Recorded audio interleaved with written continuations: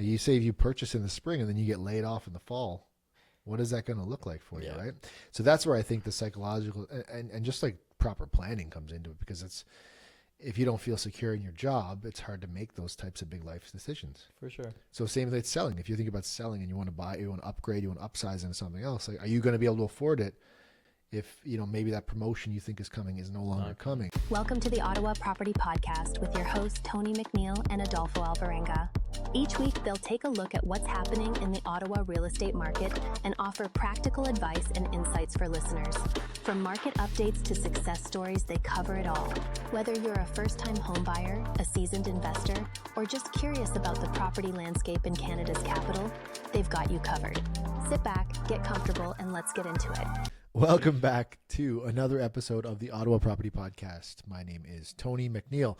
I am a realtor based out of Ottawa, Canada, joined always by my co-host Adolfo Alvarenga, level 2 mortgage agent, also based out of Ottawa. If you're listening on the audio platforms, give us a like, give us a share, give us a comment. Let us know that you're following along. Let us know if you agree, if you disagree.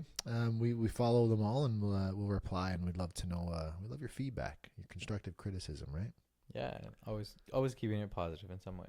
Oh, it's always so positive. It's always so positive. Adolfo, what is up, man? How you doing? I'm good.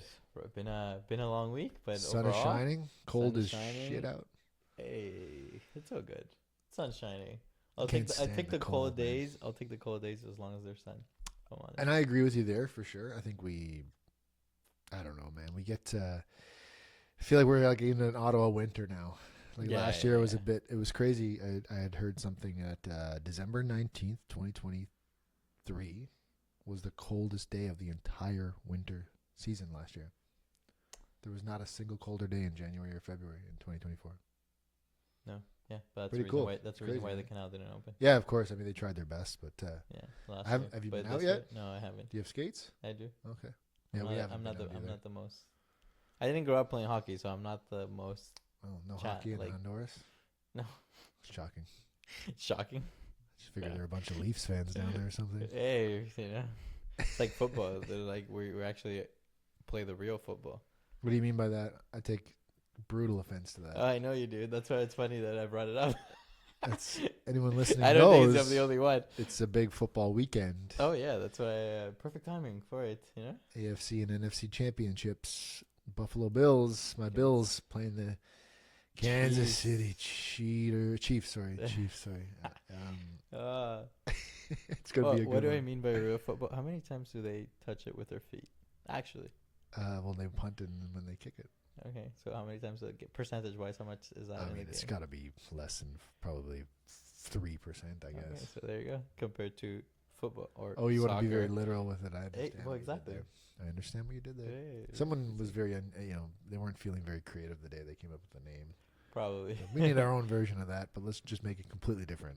Hey, it's okay. It's all good. It's still a nice sport to watch. Like it gets competitive. It's good. It's So, gonna be great. There's 3 games left of the year, so I'm excited.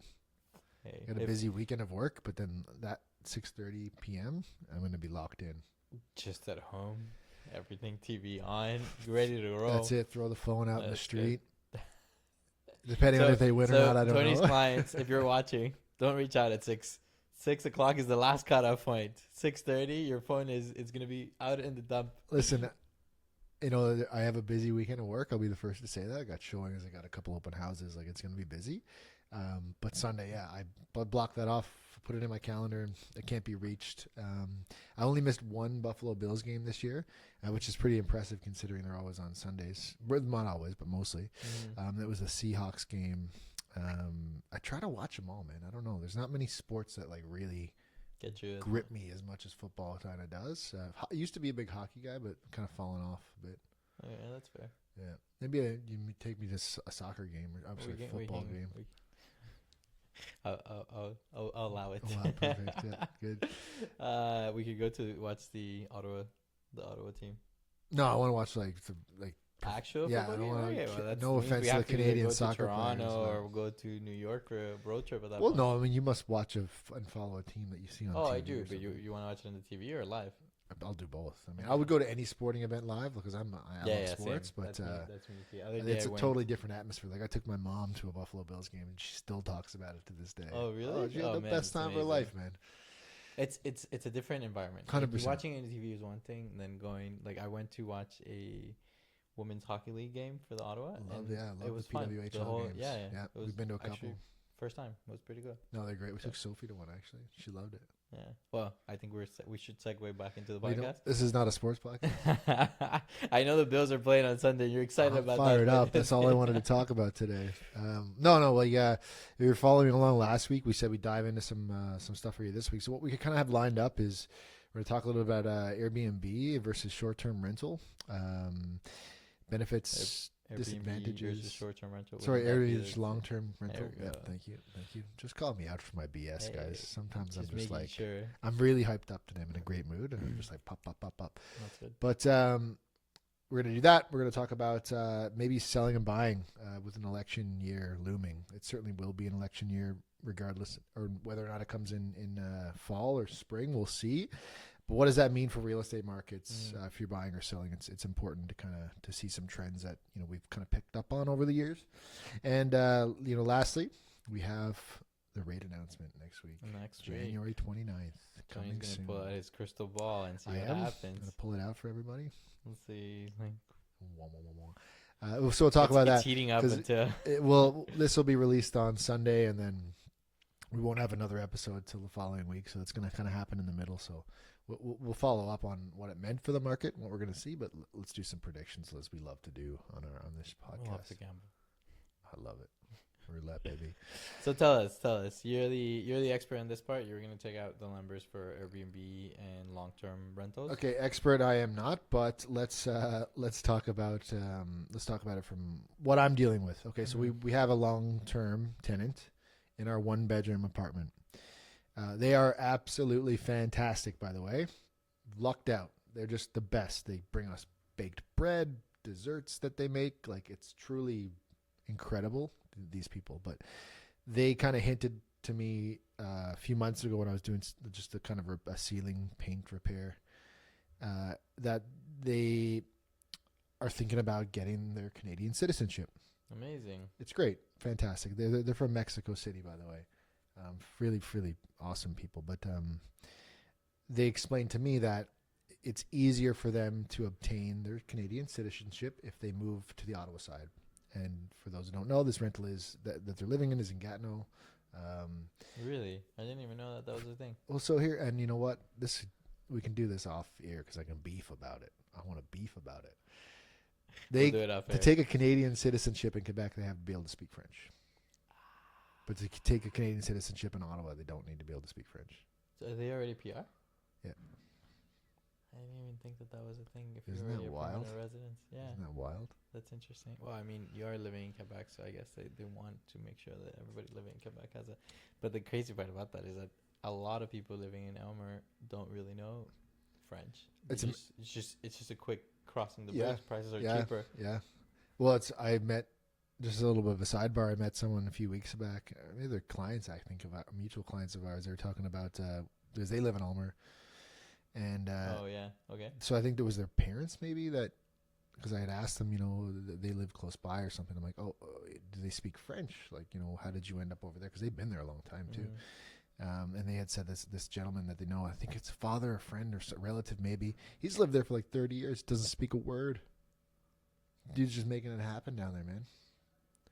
There's ways around it too, right? Like, I mean, Totally. look at us. Like, Louisa speaks French and German, and I'm just like sitting over here. The Newfoundlander can throw a few words of English together from time to time. Give me a couple of beer, and you won't understand what I'm saying then. But for the most part, I'm pretty good. But for French, it just escaped me, man. Like, we learned it in all the way to high school, but I think I took it again in university. But it just never. You don't use it, you lose it. Yeah. Totally. And if you never had it, you can't Yeah. lose it. But regardless, so they're thinking about moving to Ottawa, so it's a little bit easier on them. It just makes more sense because they're striving for that Canadian citizenship. It's important. Yeah, important. it's great. You know? So they were like, I hope it's like, we might do this, we might not. We just wanted to be honest with you. And I'm like, guys, it's all good. Like, I appreciate you telling me. But then it kind of planted a seed in our heads. So when we first moved into this property, I was like gung ho on the Airbnb. I'm like, we should do this, but moving is expensive. We were starting a business. Luisa was starting work. There wasn't a lot of like liquid cash lying around to go out and furnish the whole place, get it up on the platform, and just kind of take the risk of like what that was going to look like on a month to month. Like we were happy then at that point, I guess is what I'm saying, to take the consistent, steady income. Knock on wood from a tenant. Wait, let me ask you this, just because we were doing that. Was your mortgage on a fixed rate or on a variable rate? Fixed rate. Okay. So, and it was easier to budget. So we knew what our payment was. And I'll be honest, the payment was $2,400, or it still is $2,400. So their monthly rent for their one bedroom. It's not a big one bedroom, but it's nice, guys. It's not like when we take good care of it. They're not living in a dumpster, don't worry. No, I spruced it up. But when we took possession of it, like I installed a backsplash. I painted all the cabinets. Like I just really wanted to make it feel like a nice, like it had a bit of identity to it, I guess. And the cabinets haven't fallen. They're they still look there. Great, man. Tony's a carpenter. He's an expert at this part. So. Not painting, but that was the first go at painting cabinets. And if you want any information on that, just shoot me a message, because you have to get specific paint. It's a bit more of a pain in the butt than you think. Yeah. So anyway, I wanted to go for it when we first moved in. It wasn't in the cards. We get tenants. Now they're thinking about moving. So my mind circles back to this short-term rental kind of scenario. We obviously living in the capital region. It's a huge tourist destination. Even in the winter, I think we're doing okay. So I go down some rabbit holes, sitting on the couch late at night, and I'm looking at Airbnbs in our neighborhood. And I'm talking like 1-2 streets over. And, it's obviously not as lucrative as it can be on the Ottawa side. But that being said, it's not bad. You can... The high end was about $175 a night. Okay. The low end, I think, was about $113 a night. Okay. And in my opinion, and I'm allowed to say this, I'm a homeowner for sure, but I also go into a lot of homes on a day-to-day basis. So ours was, in my opinion, a lot nicer than the two of these. The 175 was bigger. It was a 2-bedroom, but it was very, very basic. It was like, it didn't have any like character to it. I look at really successful Airbnbs and Verbos that I've stayed in, and like they're well furnished, they're decorated well, like it shows like a magazine, like you were getting ready to sell it, you know what I mean? Like you staged it looks really, really nice. So I'm just thinking like, oh, if I did this, and you don't need to invest a ton of money. Like I'm talking about taking a trip to IKEA and probably spending a couple of $1,000 to furnish this. And, as long as you got a comfy mattress. Yeah, and everything, and the essentials, and not just like 2 forks, 2 spoons, like be one of those landlords. Because I've stayed in those too, and they're never fun, right? Ask yourself what you would want staying in one. So I kind of started running some numbers, and you can go on Airbnb and you can enter in your city and number of bedrooms, and it'll kind of give you an estimate. Like it pulls from, I guess, their own data to kind of give you a range of where you would be. So I did that. And it's coming out to be their recommendation, or like, what they think you could make. I'm sure there's a huge asterisk behind that, but it'd be about $132 was their recommended rate, which kind of seems right. The high end 270 or 175 for 2, a smaller 1-bedroom 113. You could fit 2 people comfortably in this. Like you probably wouldn't want to have 3 people in, because the space is not gigantic. So then, if you run some numbers quickly, and that's kind of where we did with this. So at $132 a night, obviously you'd have, you're probably adding a cleaning fee to this. Again, I'm not an expert in Airbnb. I'm getting my feet wet, but I'm happy that you're all here for the ride. Learn through me, and I'm sure I'll make some mistakes. But $132 a night. So if you per week, that's about $926. Keep in mind now they're paying $1,200 a month, and that's $1,200. They pay hydro. The internet is included, and obviously there's no water bill in Quebec. So $48K a year if it was full every day of the week. Oh, unrealistic. It's another income. It's crazy, right? It's another like household income. It's like a third household income. Yeah, absolutely. That's a really good point. It's not going to be full every night of the week. For sure. That's, that'd be crazy to think that. I mean, imagine all the time you'd spend cleaning it and turning it over too, right? Like you got to think it's not just like, hey, set it and forget it. This is going to be great. No, and that's the thing. That's what I was going to say. Like it's the pros and cons of it, right? Like, of course, you have the pros, and the long term is like, okay, steady income, really not much work that you have to do other than fixing things that come up. Compared to the Airbnb, it's like, okay, there's more income coming in, Yep. but then there's also more work associated with it, because 100%. like cleaning, Correspondence, communication, exactly. and like all this stuff. Yeah. If you don't have already time, and then you're adding this to, it's just gonna like get into a whirlwind, right? But then that's what's success for Airbnb is that you could say you could book. It's like people that reply quickly. Absolutely. They usually I think they even have a status for this. Is you have to Super host. guest, yeah, super host or so. Yep. That you have to reply within a certain amount of time Yep. frame to in order to do so, to keep that status of it. So Yep. that's like way more additional work, right? But then that brings you more, because like, put it this way, if I have and my Airbnb is a 5-star and I've got multiple reviews and I'm super host status and I'm next to an Airbnb 2 streets over that doesn't have that, people are going to book mine first. Oh, totally. I'm going to fill up first. Totally. It's not rocket science. Like, it's running a business, and you know, if you're successful and you're attentive and you're speaking to your customers' needs, you're going to do all right. Yeah. So the 48 grand, it was slightly over, like 48 150 or something, but I just thought, you know, let's be even more realistic with what this is likely going to rent for. So if you look at it from a 50% occupancy standpoint, and obviously it's not hard math, it's 24 grand a year. That 24 grand is still, you know, basically, if you look at the $1,200 a month, it's about $14,000 a year. So at 24, it's at half occupancy, it's still $10,000 more. Yeah. So like, what is your time worth, right? Like, is it all that correspondence, the turnovers, the cleaning, like, you know, whether or not we're going to clean ourselves or hire someone? We haven't really thought about that far yet, because it's kind of just a pipe dream at this point. We haven't really, you know, committed fully to it. I looked into it a little bit deeper. If you make over 30K a year on this, so if it was over 50% occupancy, 30K and 48K, so you're probably pushing like 65% occupancy at that point. You have to register with the CRA. As a business, an HST GST number needs to be associated with it, so you have to have a business account, because you're going to pay a different set of taxes on this now. So it's a registration at that point too. Exactly, right? So if you make under 30K a year, there's no CRA involved. You don't need to have a business account, but you have to pay 4% tax per month on your revenue, or not, your As an income tax, or as a municipal tax. They call it a municipal something tax, MAT. okay. So let's even break that down further. I think if I looked at it from my perspective, I don't want to break 30, because I don't want to deal with the I already have an HST GST number. I don't need to be balancing two.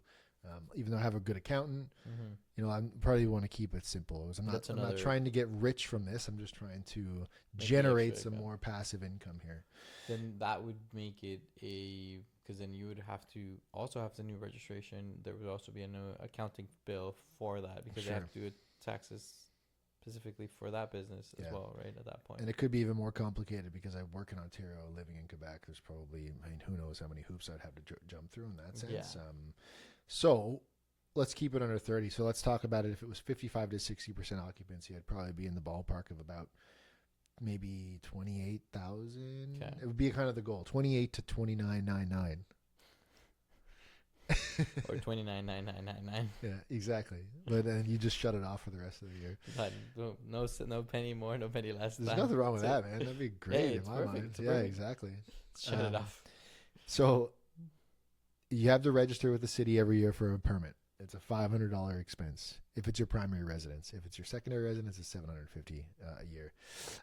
The 4%. This is in Quebec that we're talking about. I think everyone knows that by now. Oh, I'm just double checking. But here, we can do an Ontario one if anyone's interested. And I just thought it was interesting because it's kind of my first-hand experience with it. So the 4% monthly tax, even on 28 grand. So let's say you made $28,000 in the year. 4% is about $1,100 for the year. So it's still $26,900 in revenue. Obviously, 26 minus the 14,000 is about an additional $13,000 a year. 27 minus 14. Oh yeah. Like, that's not bad. No, it's a good steady income for sure. Well, that's what I mean. Like, you know, if I look at that, man, if let's be honest, like, I could probably go be mortgage free. Mortgage payment free Quicker, but yeah, The interesting part about that, though, and this is where we have to, it's good to see all angles. Yeah, of it. please. You do have to register with the city to get a permit. Yeah. In order for you to get a permit, you need an insurance policy, Yeah, I need $1 million insurance policy. which your insurance needs to know that there's Airbnb in it. Understood. Okay. So Insurance is likely going to go up, even though I'm already paying, you know. a good amount too, Yeah, because it's a duplex. Yes. So you're going to need a new insurance, so it's probably going to go up. So then you're also, there's less of a profit there, Yeah, right? sure. So this is where I feel it's key and it's important to know is you also need, when you change insurances, a lot of times the banks get notified that you change insurance. Okay. So your mortgage company will most likely get notified by it, and then that means up to them if they're okay with what you're doing with the Airbnb. So this is the one asterisk that I could add to it. Is like you have to confirm, and a lot of lenders won't allow it just because there's more usage to the property in a way. Yeah. But you have to confirm that that's still even possible before you go out and invest all this stuff into. Yeah, of course you need, and then they're going to have vacancy throughout this too. Like I understand that there's going to be some monetary investment in this, and there's obviously inherent risk in all this as well. Correct. Like I say, I throw it up on Airbnb and I don't get a booking for 30 days. Well, I have a friend who books her cottage in November, almost every November of a year that he does it, 0 bookings. Yeah, absolutely 0 bookings. Yeah. His cottage is like in a lake. When November, it's too cold, obviously, there's and no then snow yet. There's really no snow to go to the mountains because like it's close to Cascade and like Edelweiss. Yeah. So literally ghost town all of November. Yeah. So and that's what I mean. So like to think something was going to be full. I mean, like we have a great location. Like we're without traffic, it's like 8 minutes to Parliament. Yeah. Like I think a tourist would eat it up, honestly. Yeah, for sure. But I see what you're saying in that I can't be naive to think it's always going to be busy. So I'm thinking like if you got April, May, June, July, August, and maybe September, you're not going to be full for 7 months in a row. But if you do, let's say 60% occupancy on those 7 months, so you're going to hit your goals, right? Then you pick up a couple of nights here and there in December, January, February, March, or whatever. Oh, and it could also be like your parents coming over. That way they don't necessarily have to stay at your place. And see, this is the thing, right? You're like, and you hit the nail on the head. Okay, so I love my parents first and foremost, but not everybody. But I wanted this because of exactly that, the freedom to have family and friends come, stay with us in a space that can be theirs, and not have 2 sets of couples, 2 dogs, a cat, a toddler. Like it's just, my house is not big, and it's tough hosting people. So having this, like for me, the extra work of the cleaning or the turnover, the communication, it's worth it so that I can block dates for friends and family to come stay with me. And you have that separation aspect of it. 100%. Right? Like I would have more friends come visit me from Newfoundland and the GTA because I'd be like, oh, you have a place to stay. Yeah. You're not staying with me, but you kind of are. Just they are, but and they can pay to clean it. Yeah. And, hey, just pay the cleaning fee and the place is yours. You know what I mean? And it's perfect at that point. Like it's And then one thing, and these are very rough numbers. I'm also not taking into consideration that we'd have to start, the hydro would be in our name then as well. Like, you know, it's. You also have more expenses there because of the heat, but if you don't rent it in the winter. Yeah, you monitor what you're doing, right? Yeah. Your usage is going down or up. So get a smart thermostat or something so you can control it virtually. Do you have electric heating there? Yeah. Okay. Yeah. It's, just like Newfoundland does too. No natural. I don't think there's no natural gas, but it's predominantly hydro in Newfoundland, and they pay out the butt for it. I think it's just easier. They pay a lot for it. Oh my gosh, man! Oh wow! Like more than, I'd say it's probably more or equal to Ontario. Should look that up. Wild. Anyways, but I'm just trying to think now. Anyone listening on the Ontario side, let's kind of just like dive into what I know about that, maybe what you know as well. You are allowed to operate a short-term rental in Ottawa as long as it's within your primary residence. I mean, asterisk to that, you are allowed to do also Airbnb as long as it's more than 6 months, if it's not your primary residence. Okay. So the length of the term has to be a little bit longer than just 30 days. Yeah, I think there's a minimum like of if you're 6 a months. Student rental or something like that, if you're coming for 6 to 8 months. Correct. For your semester. So I think that's when you don't necessarily need a permit just yet, and it can be, or maybe you do need a permit, but you have to it's not considered a short-term rental. It doesn't have to be your main residence at that point. Right off the City of Ottawa's website, in a principal residence in an urban area, except where a bed and breakfast use is prohibited. There's certain, like, I think it's only recently that the city changed all these bylaws as well. Like, if you look at like a lot of the high rises on Slater or in Metcalf in the downtown core, like there was a lot of Airbnbs being run out of these. Totally. And then when the city swapped, they said, hey, you can't do this anymore. And I get it. We're trying to claw housing back to pump the supply back into the market. My beef with it, and you know, I'll be very honest about it. I don't like being told what I can or can't do with a piece of property that I own. And I got beef with the city on that. I'm in the housing business. Like, you know, I think everyone has a right to housing, but if someone else is owning and operating that as anything else but long-term rental, it should be within their prerogative to do so. The city should not have their hands in my pockets or you know, creating all these red tape or passing bylaws. Like, people bought these as investments. They were using it for short-term rentals. Then when the city flipped them to saying, oh, it can only be long-term, they couldn't float the cash anymore to do it because they weren't making the same amount of money that was needed to pay the mortgage because the rent wasn't covering it. Yes, but then the flip side about that is, like, should they have gotten into the property if they weren't able to afford it? But they bought it understanding that these bylaws weren't going to, like, assuming that they weren't going to change. I'll be honest with you. I have a friend who bought a place on a Slater building, and that was one of the things that I remember mentioning. It's like, well, if you ever move out of it, what are you going to, like, how can you make month's ends? And it's like, oh, well, it's fine. We can Airbnb it. So there was already the mindset of that. Yeah.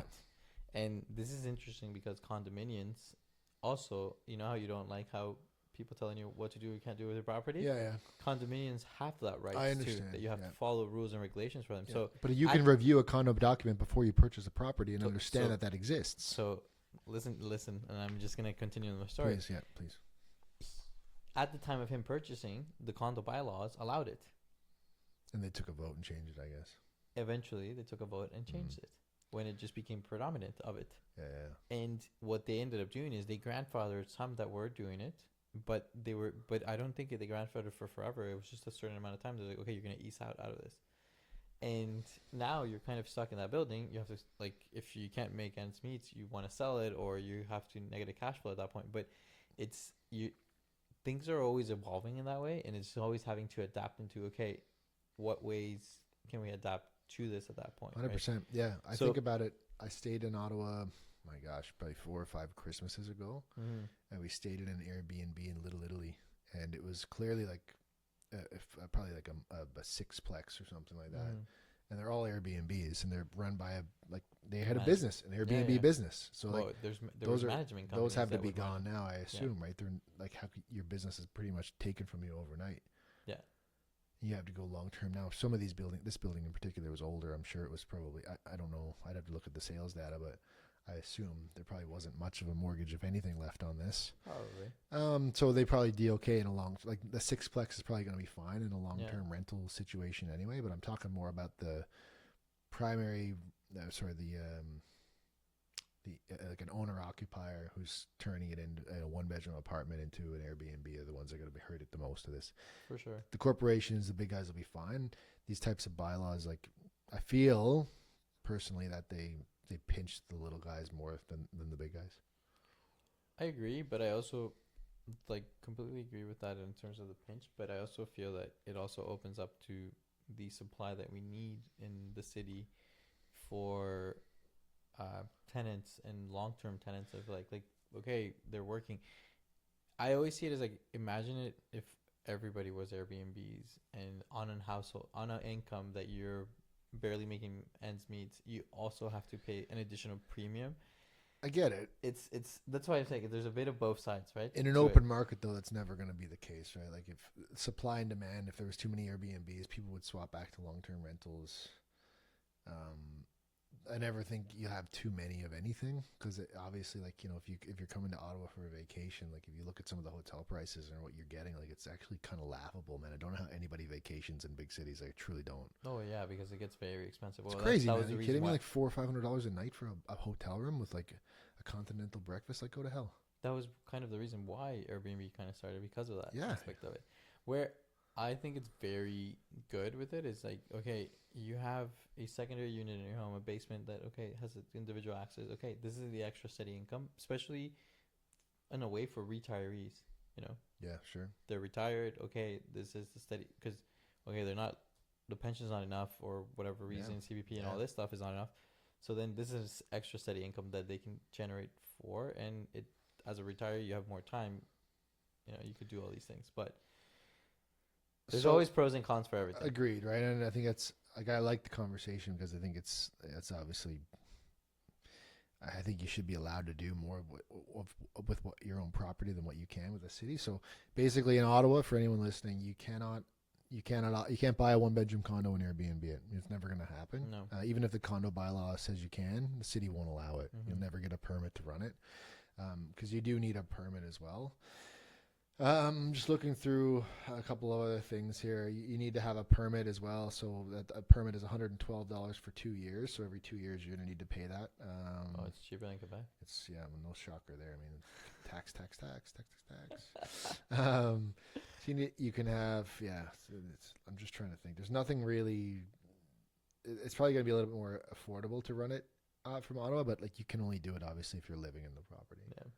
If it's your main residence at that point. But I think it's still, obviously this is all based on location too. Like I wouldn't coach somebody to start running an Airbnb in their townhome on the outskirts of Manotick.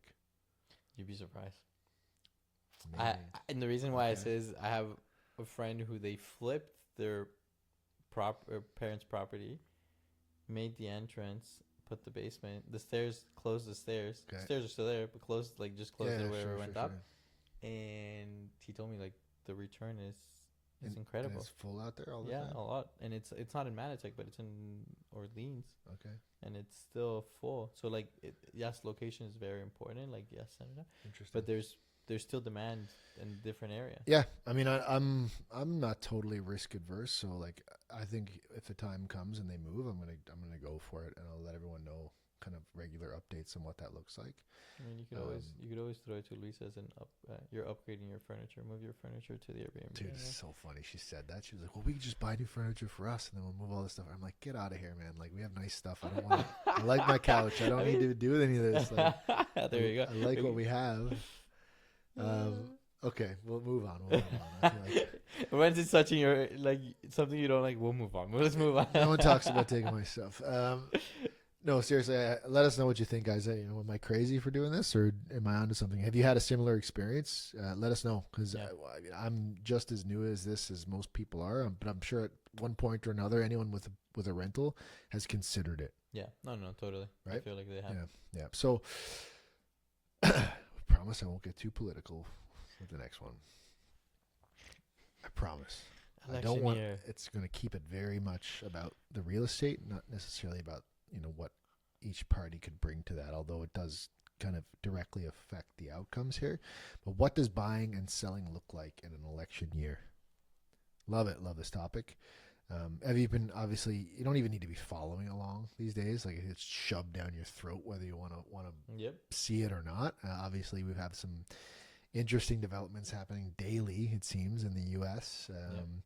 And either you're not, it looks like it's on every level now, municipal, certainly provincial levels, and obviously at a federal level, what these responses are going to be to these potential tariffs. And it just seems, I don't really get it, man. Like, the news is it's like a 24-hour clock, and then it's onto something completely different. Like, it's hard to believe, like, 2 weeks ago, Chrystia Freeland stepped down or quit, and now she's just running for a party leader. Like, what is going on? This is just a wild. It's a complete 180 at that point. It's just wild, right? So, what does it mean for real estate? I've been doing a little bit of digging around, and if you look at the historical trends for real estate years, and I'm not talking about calling snap elections like the potential one that Doug Ford's about to call in Ontario, but if you have a planned election, like obviously we're scheduled every 4 years, so our scheduled would have been November this year. It's very likely that we're going to see a snap election probably in early or mid-spring. I think that's highly, highly probable. And I think us as Canadians are kind of gearing up to see what's going to happen, right? And I don't mean, it doesn't matter if you're on the blue side, the red side, the orange aisle, the green aisle. It all affects us directly or indirectly, whether we want to believe it or not, right? So if you look at the trends, real estate is pretty, let's say, safe in election years. Really? It's not as busy as you would think it was. A lot of buyers and sellers tend to wait on these bigger decisions until they see which party is going to walk away with the W. How do you think that affects it, though, in a way? Like, I understand economically the tariffs, the expenses, but it's more of a psychological Absolutely, aspect. sure. Because Sure. it's like, okay, this is happening. This is very important for the country as a whole. But does it influence the decision of like, okay, I'm going to buy this or not? So it's a great question. So Yeah. let's think about it from an Ottawa perspective here, Okay. right? So, being the capital of the country, we have a lot of government infrastructure Sure. and jobs here. Just this week, it looks like we're gonna see, what was it, like a 30% cut to immigration department Oh, yeah. on a federal level. So I think that was like 100,000 jobs or 115,000 jobs. Yeah. I think personally, if you're thinking about buying or selling and you live in Ottawa, you're kind of wondering, okay, if he wins, this may happen, or if this other person wins, this may happen. What does that mean for housing prices? So if let's say you're a buyer, for example, and you are a government sector employee, are you waiting to see who wins because you're wondering if you're even going to have a job in 6 months? Like, you say if you purchase in the spring and then you get laid off in the fall, what is that going to look like for you, Yeah. right? So that's where I think the psychological and just like proper planning comes into it, because it's, if you don't feel secure in your job, it's hard to make those types of big life decisions. For sure. So same with selling. If you think about selling and you want to buy, you want to upgrade, you want to upsize into something else, like, are you going to be able to afford it if maybe that promotion you think is coming is no longer Not coming? These are the real things that I think people on a micro level are thinking about. And I agree, but I always feel like you have to make decisions also with, like, let's say I'll nitpick on the promotion aspect. You can't bet on what's going to happen and not happen at that point. Sure, you know? fair enough. But then the con to that, or the other side of that coin to that, is like, you also have to be careful. What if you do get laid off? You Yeah. don't have a job to make your monthly payments. You don't have all this stuff. So there is a little bit of a concern for sure. It's going to be interesting how the market goes, because like if the rates start coming down, which it seems like they will, how is that going to affect the buying? Because we do have a lot of pre-approvals or a lot of clients that are like on the fence. Yeah.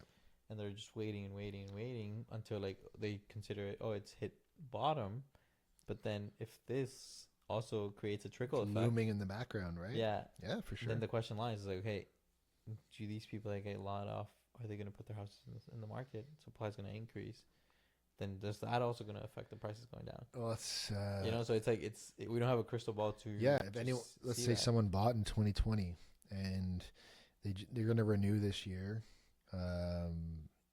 maybe they get laid off and now they have to sell their property because they need to downsize into something. Even if they renew at a lower rate, they just can't afford the mortgage payment because they don't have income. Mm-hmm. What does that look like if they're not the only ones in that position, right? Do we see an inventory flood come back to the market? So for that, and I'll note to our listeners, your bank, the one that you're with, as long as you're making the payments, will 100% give you a renewal offer. But how do you make the payments if you don't have the job? I don't disagree, but Okay. let me get to let me Yeah, finish for in that sure, way. for sure. It's like, if they give you a renewal offer, you can always sign. It just takes one signature. There's no requalifying aspect into it. It's when you want to move into another institution that there is more. You have to provide documentation and stuff like that. Okay. If you don't have an employment of it and you can't make those payments, that's when obviously it gets difficult. However, I feel that the population is very resilient in that way. It's like, if you don't have an employment now, you're going to try to find employment as quickly as you can to continue making the payments. The house, in my opinion, is the last thing you'll stop paying. And that's been proven even throughout the pandemic. People Correct. paid their mortgages when everyone thought there was going to be a bunch of defaults. Like, it was the last thing Canadians stopped paying. Correct. So they'll sell anything they can sell, any other assets that they have in order to Kidneys. make that. Kidneys. Whatever. Maybe we don't say that. We No. should do that. But let's say like they'll sell cars, they'll sell their boats, they'll sell their vacation homes before the home itself. Yes. Is it? However, through the pandemic, we've seen government employments be steady and consistent. Yeah. So well, this the is federal going to government be up to this point added so much. well. This is going to be the interesting into the part about it, workforce. right? And it's like, how do you navigate this? Yep. And not to get political or not to do in any way, but like, I have friends who are in the government system that are concerned. Yeah. And I think that it's rightfully so. They should be concerned I because totally agree. there's a big amount that I feel that, like, not necessarily they're not doing a great job, because they are, but there's not enough like force to keep going harder and to work. Yeah. And you know, and so Yeah. if this new party comes in and it's like, okay, we're cutting this amount of job, that's going to create a really big shock to the system, Especially for us in Ottawa. so the question then lies is like, and not to get too political, how much can they cut off before they affect the whole economy? I mean, I think they'll. I don't know if It has to be there's a gradual. number. Yeah. Well, they'll do it. Department by department. X amount of percentages by X amount of percentages, incrementally, I guess. But I do think it's coming. It's maybe again, it doesn't matter if you're blue or red. It just, you got to look at how this vote will affect you in the next 6 to 8 months from now, right? Like if we do see a majority conservative parliament, then I got to believe that there's going to be some swift cuts, a lot like we're seeing already in the U.S. down there. Productivity is probably low, and government spending has been High. arguably very high over the last, certainly the last 5 of the last 10 years that the Liberals have been in power. So I think you see a swift correction to that. And if I just think, again, buying and selling in Ottawa, like, your situation is going to be specific. Like, you should reach out to us to chat about it. We can talk you through what scenarios you have. But if I'm thinking about making a move, if I'm thinking about making a life-changing decision, if it's me personally, I'm waiting to see what happens. Yeah, that's fair. And I really believe that's how it affects us. It's a really important topic for this podcast specifically, because it affects us so much more than it does Toronto or Vancouver or St. John's. Well, we are a government town, right? Exactly. Like, we have other industry as well, but I mean, there's a lot of public sector workers here, and our micro and local economies depend on that. And if you cut it off, if you turn the tap off, like, we could really see some pretty big effects of I it. feel it's a domino effect, though. So that's going to affect It's so much of our economy as a city that they're going to have to be very careful with it, and we'll see where things go for sure. Yeah, we'll see where it goes. So, I mean, that being said, we are expecting another rate announcement from the Bank of Canada next week. Yep. Inflation came in at 1.8, I believe. 1.8, which is 0.1 lower than what they were expecting. They were expecting 1.9. Okay, so inflation's low. Typically, again, in an election year, we see, although they say they're not directly related, because they say that the federal government has no influence on what Tiff Macklem at the Bank of Canada is doing, but typically in an election year, we do see interest rates decrease. There's downward pressure on them, and that seems to be a trend every 4 years. So with all that being said, with inflation data the way it is, I'm predicting a 25% cut on January 29th. I will agree with you. It is a 0.25. I don't think that they'll do a 0.50 beginning of the year. No. And our next one will be 0.25, and the next one won't be until March, right? Yeah. So we have a vacation all February for that. But it'll be, I'm estimating it's a 0.25 of a rate cut. Yeah. And you know what's interesting about it? Do you feel, and I felt this way about, November and December announcements, where people are tuned out, man. Like, I think even if we see a January 29th cut, I don't think it's going to spark anything crazy. I think people are just going to say, okay, it's going to be steady as it goes. And I talked about this, I mean, this many, many episodes back, but that correlation between interest rate and pricing seems to have kind of just like flattened out totally. It's like it's become a bit numb in an extent of like, yes, it's important, but they're starting to see that like what's fits the budget at this point more than anything. Yeah. So we'll see. It'll be interesting, but I feel that it'll be a good for overall, especially for the ones that are unvariable or for the ones that have a big amount of debts that are based on prime rate. So that is where I feel that there'll be a lot of relief in that way.